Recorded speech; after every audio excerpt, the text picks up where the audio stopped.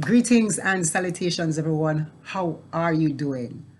Welcome back to my channel. Today, I have another exciting video prepared for you.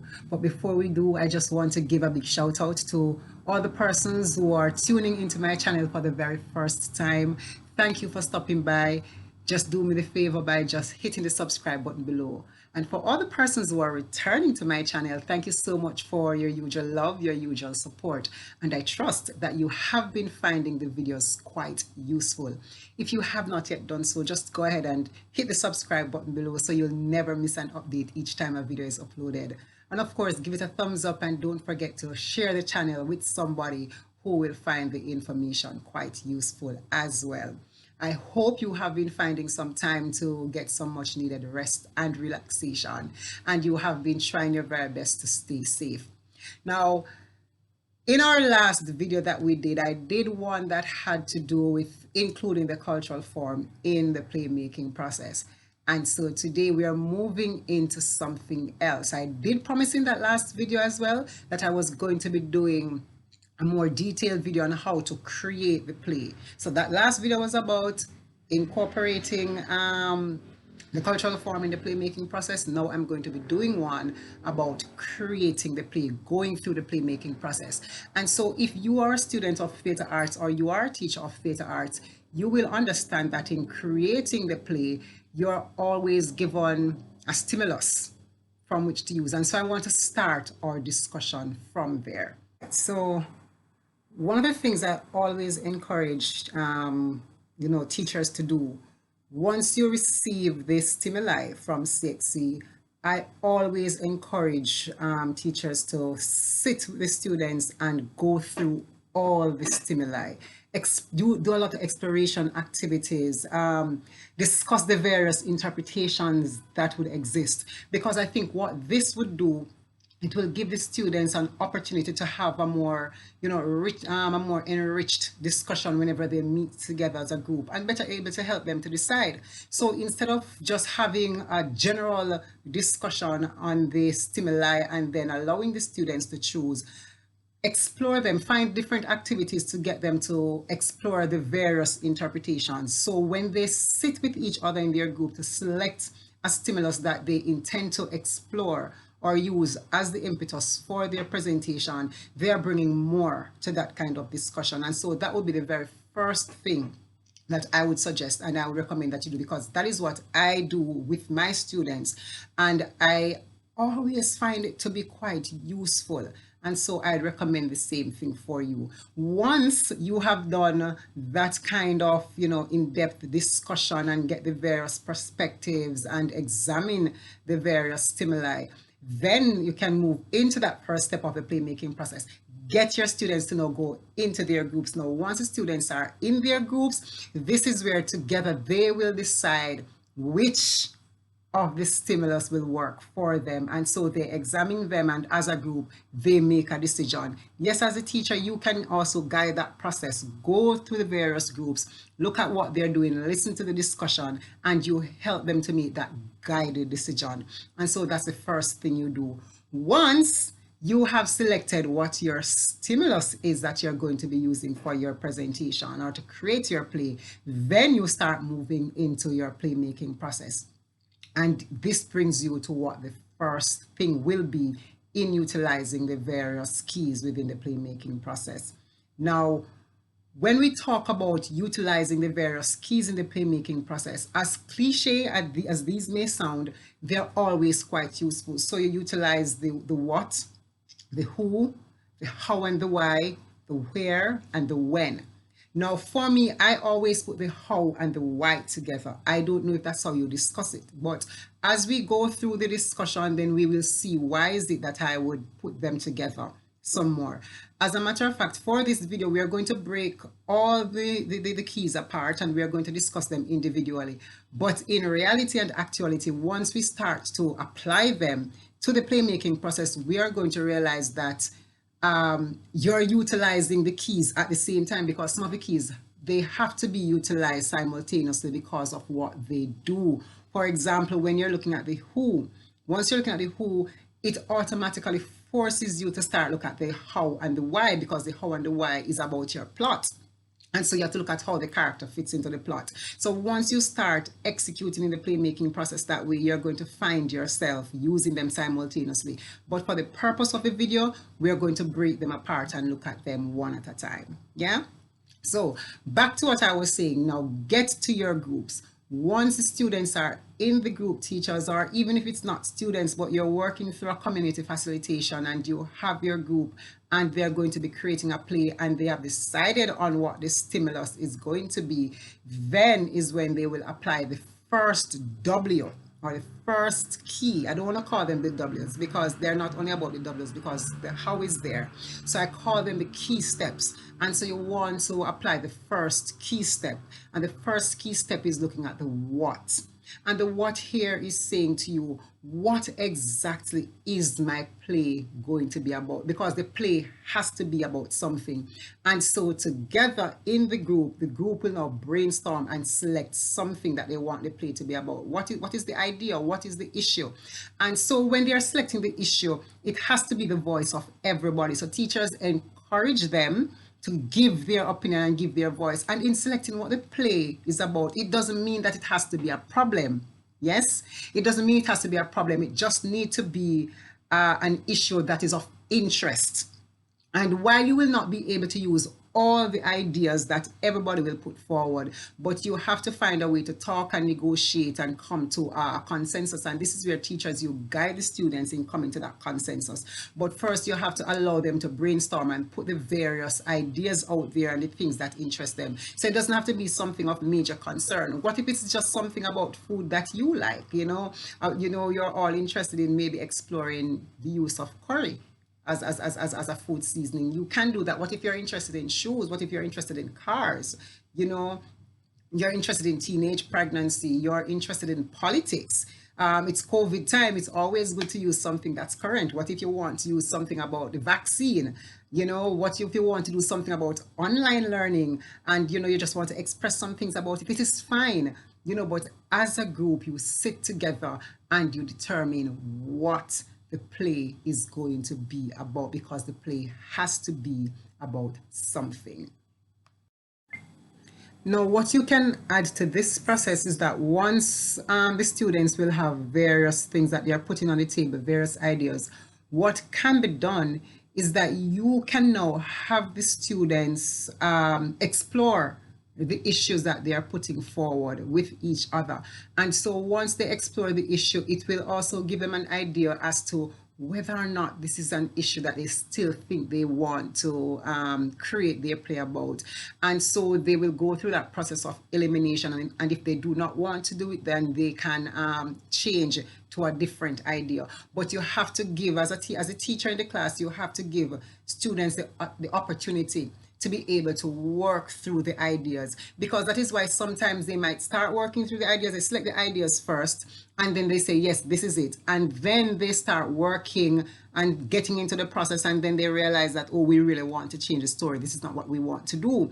So to help to eliminate the students changing their play or their ideas way down in the process, you might want to have them explore the one that they have selected or the issues that they've selected at the very beginning, and based on how those things, whatever creative work would have come out of that, then they can have a better idea of how they're putting their idea for the play together. Yes.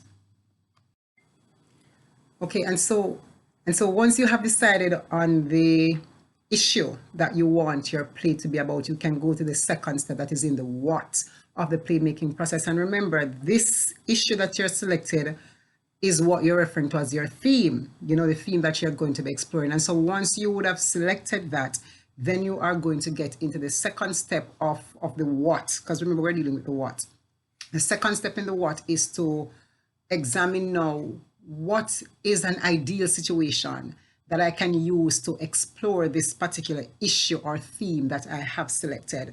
And this is where you're talking about context, because you now have to put the theme in a particular context if it's going to work, how you want it to work. And so again, the students would have selected the theme or the issue, then they're asking themselves, what is my ideal situation that I'm going to use to be able to ensure that I can explore the theme that I have selected. And so again, they're going to sit, brainstorm, allow for the exploratory work to take place.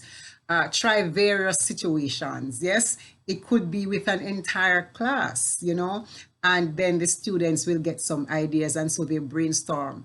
And they have to ask themselves the question, is this an ideal situation, or the choice of situation that I've selected, will it allow me to bring out the point that I want to make about the theme that I have selected? And that is really important in the process. And so there are going to be a lot of ideas that might be floating around in terms of what you want to choose. And if you're thinking about trying to create your situation, one of the things that will help you to do that, you can think about various types of relationships that you'd want to establish within your play to bring out the theme, because oftentimes when you examine relationships that have some amount of power dynamics in it, that tends to help as well in establishing what your situation. So one of the key factors, and one of the hints, I should rather say, in trying to decide what situation to explore, examine relationships. And power relationships with power dynamics. So for example, you look at maybe a policeman and a civilian. That's a power dynamic. You can get a lot coming out of relationships like that. You can find various situations. You can look at mother-daughter. You can find relationships, different perspectives coming out of that. You can look at a security guard and a customer coming into a building. So those are things that relationships that you can examine, or types of relationships. Because if you consider different types of power dynamic relationships, they lend themselves to the different types of situations, and then you can choose the one that you so desire. So teachers, guide your students through this process. A part of the exploratory activity that you can do is to put them out on the spot and give them these different power dynamic relationships for them to play out, and to then discuss what would have come out of those situations. And you will find that it makes a difference in terms of the range of ideas that will present themselves, and so the students can work from those perspectives. And once you would have done that, it simply means you would have identified the issue or the theme that you'd want your play to be about, and then you'd have also established a particular situation that you would want to explore your theme, and that will take care of your what of your playmaking process. Once you've established that, it will bring you to the next key step in the playmaking process, which is your who. Now, the who is very critical to the playmaking process. And when we talk about the who, we are talking about the characters that you are going to use in your play. So you have decided on your theme, and you've decided on your situation. Now you want to ask yourself the question, who are the characters that I am going to use to put into these situations to help to bring out the theme that I have created? Are you seeing that connection? Who are the characters that I am now going to create to put into the situation or the context that will allow the theme or the issue that I am interested in and want to explore to come out in my play? And so you have to make sure that you be very clear in the decisions that you're making about your character. And so this process requires the creation of the character. And so there are some tips I want to give you about how it is that we create the character within the play. And never mind if you see me looking off a little bit with my eyes off the camera, I'm simply looking at my notes, all right, that I have. And so one of the things you want to do, you want to make sure that the characters that you're creating, the characters are quite interesting. You want to have some interesting characters in the mix. Now, your characters, don't necessarily have to be characters who have lots of lines. It doesn't have to be that way. Your character can just have one sentence. Your character maybe have no lines at all. You just want to make sure that whatever characteristics you would have given to that character, it allows the character to capture the attention of the audience or those who are watching the playmaking process and the final product. And that is what is important about making your character interesting. So if your character only has a line that says, yes, how the character delivers that yes based on the various idiosyncrasies, the gestures, etc. Those are the things that also helps to make the character interesting and captures the attention of the audience. So always go for interest. Make your audience curious about this person and what this person's next move will be, or what, or will this person say anything else. So yes, your characters may have many lines, or they may have very few, or they may have none. Yes, but it's how it is that you frame and shape that character in the situation that will help to add to the interest. So always bear that in mind when you're creating your character. The second hint in creating your characters, you want to make sure that your characters are believable characters. Now make them realistic. When the characters are believable, you pull your audience with you, and that's what you really want to do. You want to pull in your audience, and so you don't want to over exaggerate the actions and the qualities of the characters. Now I don't know about what happens in other regions, but I know one of the tendency that I pick up among our Jamaican students whenever I examine or I see some of the playmakings is that everybody is inclined to resort to the getaway of get the characters speak as if they're from the ghetto, and everybody is communicating that way. So there's no dynamic. So you're quick to resort to, yes, Miguel, no, darling, yes, baby love, I saw me tan, boy, what you do? And male and females, they are doing it. And the point I want to make is that doesn't necessarily always add any form of dynamic to the characters and make them interesting and make them believable. And everything is over exaggerated. Now, in the other regions, I don't know what is the tendency you find with your students about when creating characters. So, but put the comments in the comment section and let us hear let us share with each other what are some of the tendencies you notice among your students, or even people when you work with them generally, what it is that they tend to do in creating characters, and if they just adjust it somewhat, it could help to improve. And while you're at it, please remember to hit the subscribe button and give this video a thumbs up, right? So you want to keep the believability. So make the character more balanced. So if you even have a character in your play based on your situation who speaks like that, who are some of the other persons in the play that will bring some amount of balance, right, to the playmaking process. You also don't want to make your character as part of the balance. Your character, don't make a character too evil, where everything the character does is so evil and there's no weakness and there's no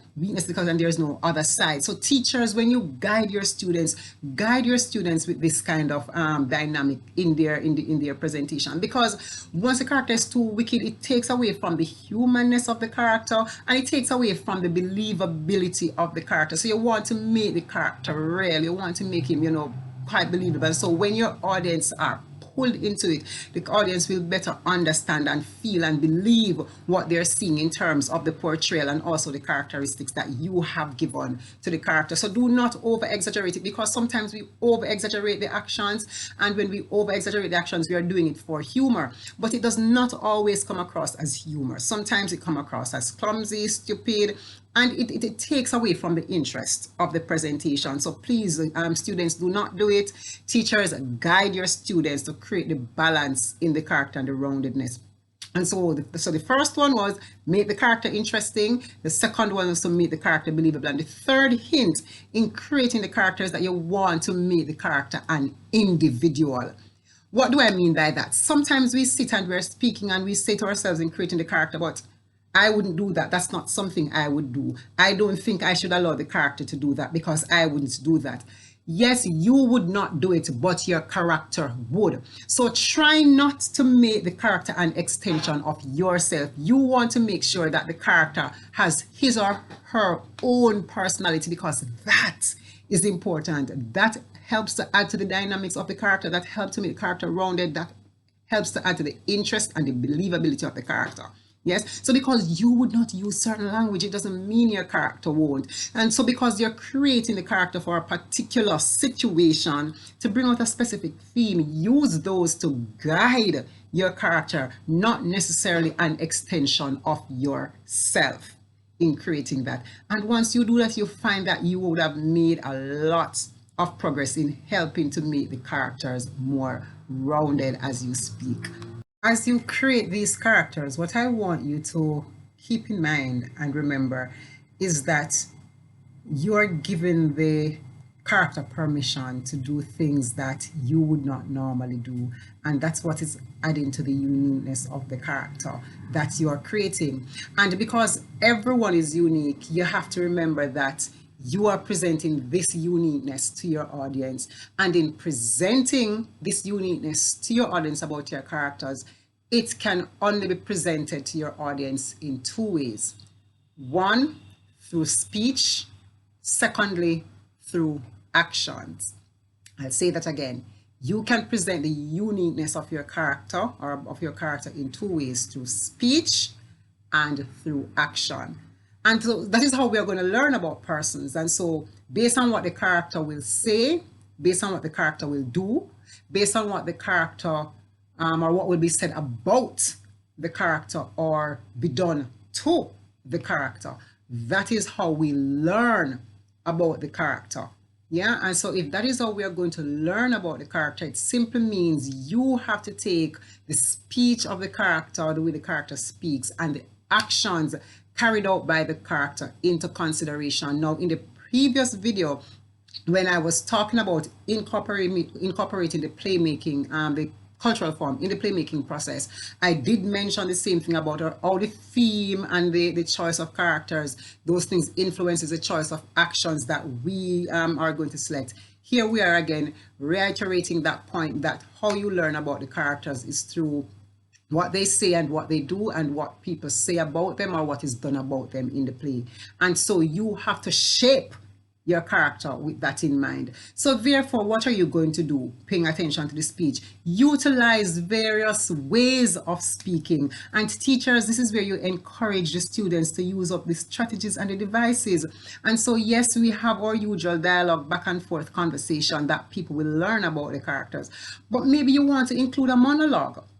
Yeah, most times, sometimes you look at the plays, you don't see that kind of dynamic. Include a monologue. Encourage the students to use asides.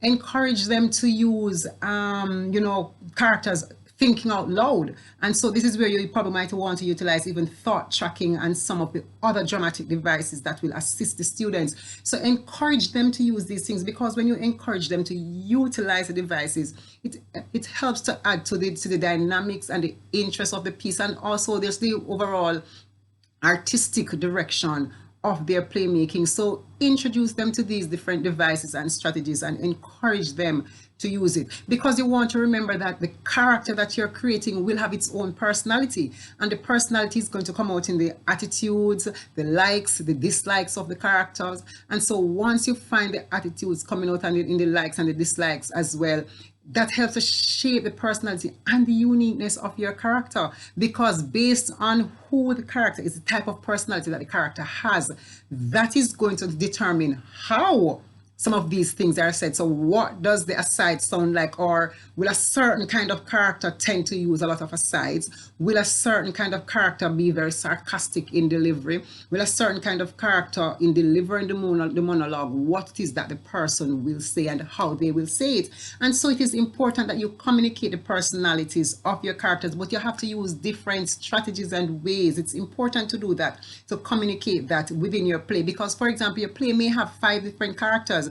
And so if a play has 5 different characters in it, what are you going to do? You can't just give everybody the same way of speaking. Yes, so one may use a lot of asides, somebody else might be utilizing a lot of monologues. You can also have the character speak directly to the audience. Yes, interacting with the audience, speaking directly to the audience.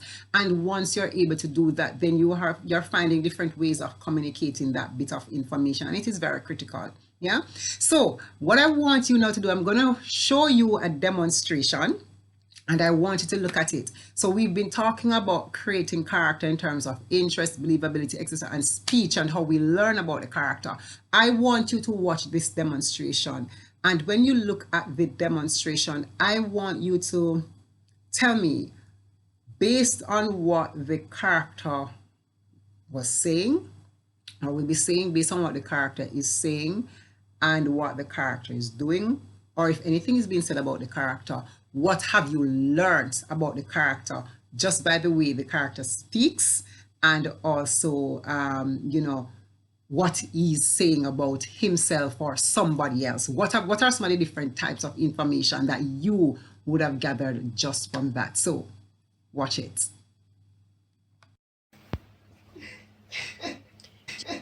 Jesus Christ, Patrick, you know how long me I look for you?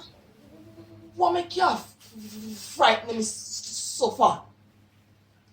Awa, me last?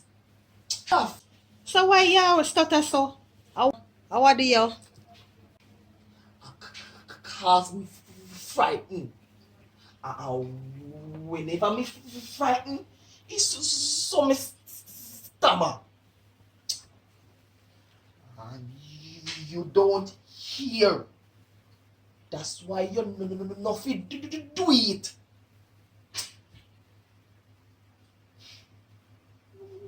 What you want?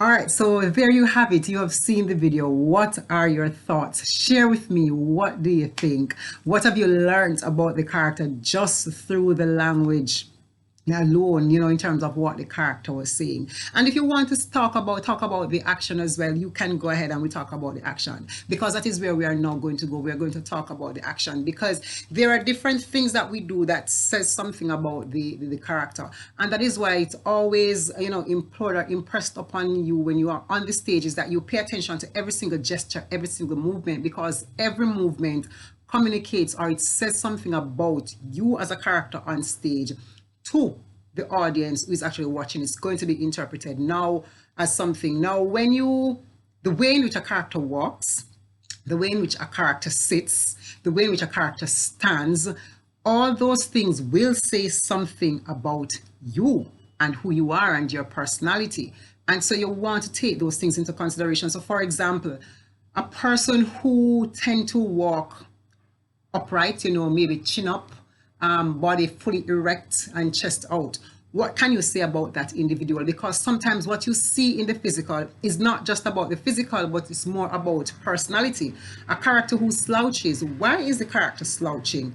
Is it because that's how the person is just physically, or does it say something about the person's level of confidence in self, right? So the physical trait sometimes of a character impacts what the personality, or affects what the personality is, or tells you a lot about the personality. And so we have to pay attention to that, as well as the gesture, or the gesture of the individual. It tells you, is a person nervous, is this person anxious, is this person excited? We learn all of these different things from the gesture of a character.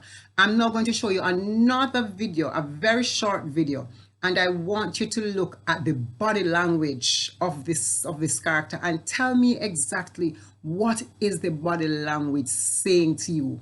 Please watch and put your comment in the chat. Here goes.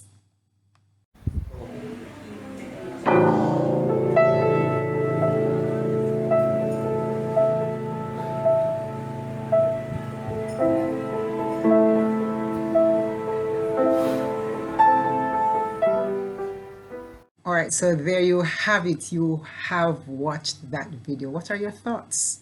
Right? See, video, no words whatsoever, but a lot was taking place. Yeah, a lot was taking place. A lot of things were happening in that scenario.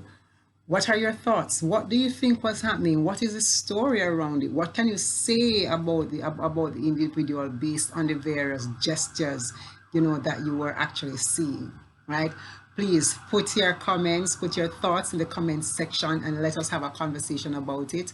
While you're at it, again, remember, please subscribe. If you're liking the content as well, go ahead and subscribe, and invite a friend to also send the link to a friend to also join in with you while you're watching, and so we can have a very robust conversation about that which is happening here. And let us discuss the different scenarios.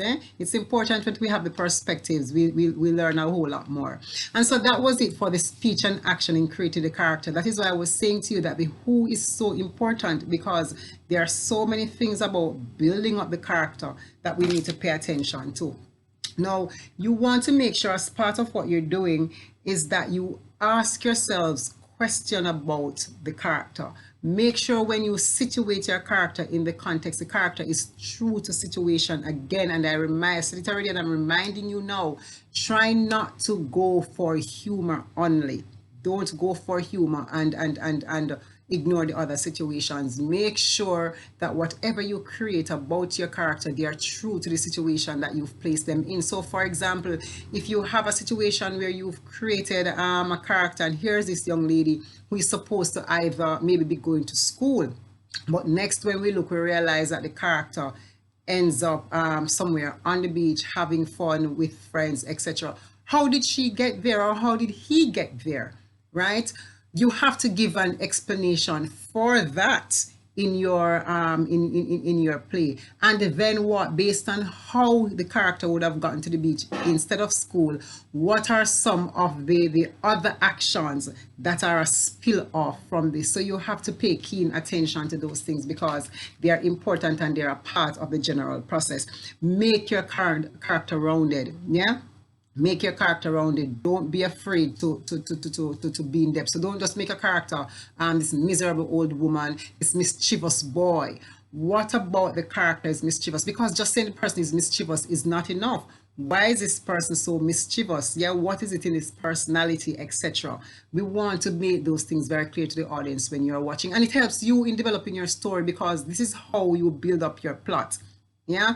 Now, one of the things that makes a play enjoyable is what you call the willingness to suspend disbelief, right? And this is when the audience this goes into the play and decide to believe. Now think about you watching a play or even a movie, and when you're watching the play and the movie, you get so caught up in the movie, you become so excited, so you become angry, or you're excited, you feel the love that you're seeing, you're anxious, you're on the edge of your chair, and if somebody in the play is cruel, you want to hit them and you want to shout things at them because you're angry at them, or the person don't want to do what you want them to do in the play and they're not doing it, you also get angry at them, and so you're very caught up in it.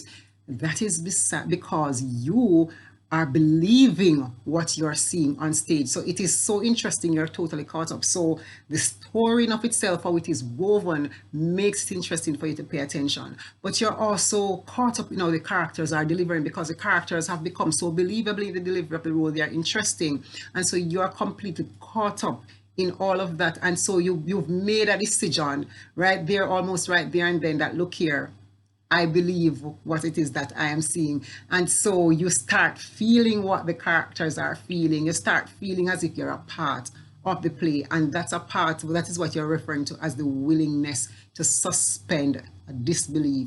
You walk into that space and you believe. And so when you're creating your play, that is what you want for your persons who are watching, the audience, who are audience members who are watching. You want them to believe that which you have created. Follow the story, follow your characters, and develop full and complete understanding. And so therefore it is necessary as the teacher or as a student to do some exploration. So teachers, please don't be afraid to take your students to a range of exploratory exercises that will allow your students to develop these various characters and be able to flesh them out and flesh them out well.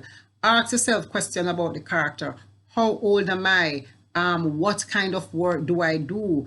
Do I go to school? Am I married? Am I an outgoing person or a quiet person? Do I like to sleep? Am I sociable? Do you think you're beautiful, or do I think I'm beautiful?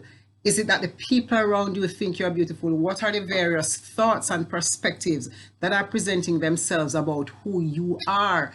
What kind of job do you do? What are the things that you like? What are your favorite hobbies that you have? Where do you live? Do you live in maybe in the middle class? Are you from maybe the lower class? Do you consider yourself that way? How are you? So if you're able to build out these questions and answer these questions as well while you're creating your character, it makes a difference in what you are creating. And so I'm going to show you one last clip before I move on to the how and the why. And this video clip, it takes in where you're looking now at both action and the language. What are you seeing? Yeah, what are you seeing? What are you hearing? And what are the conclusions that you're drawing about this character based on what you're seeing and what it is that you're hearing? Here we go.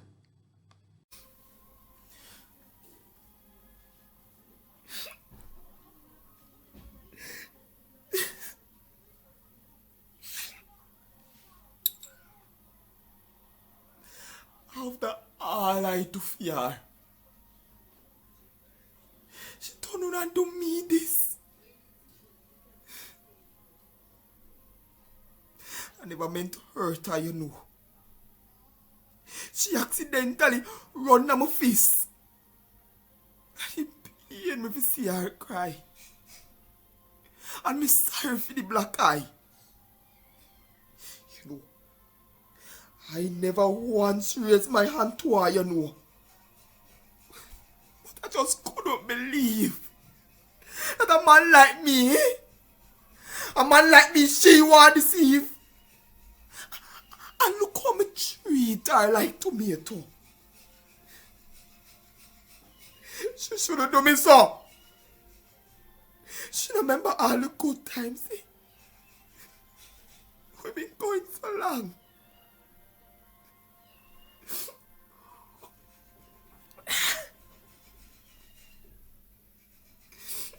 She never need to do me so, man. Look at the disgrace she bring, eh? I'll be take her up with nothing, you know. Give her all house and wedding ring. How she fi take man? Bring in my house. In my bed. Yo, man, crazy, yeah, man. She really got head.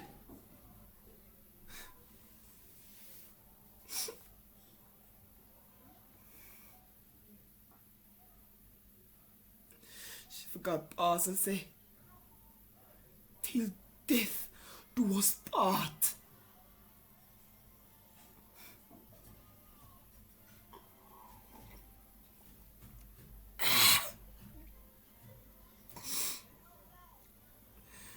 You want to see the piece of man too? It's my favorite shot.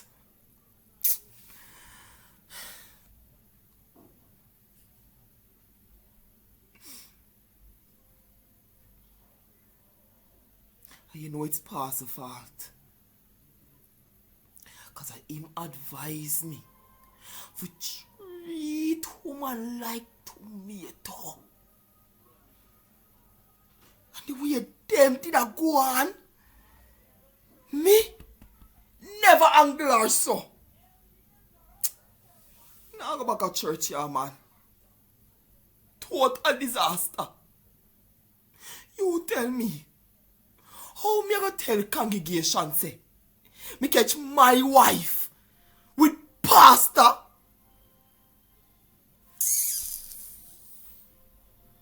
All right, so you have seen the clip. What are your thoughts though, in terms of the actions and the word choices? What is it that you are picking up about the character? What are some of the things that this is telling us? Go ahead and put your comments in the comment section below and let us talk about it.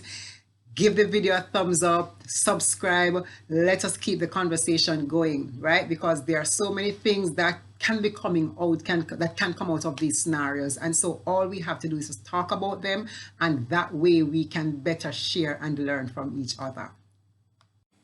So there you have it. This is part one of creating a play, right? Look out for part two. Remember, like, share, comment, and subscribe to my channel so you do not miss part two when it is uploaded. Thank you so much for watching.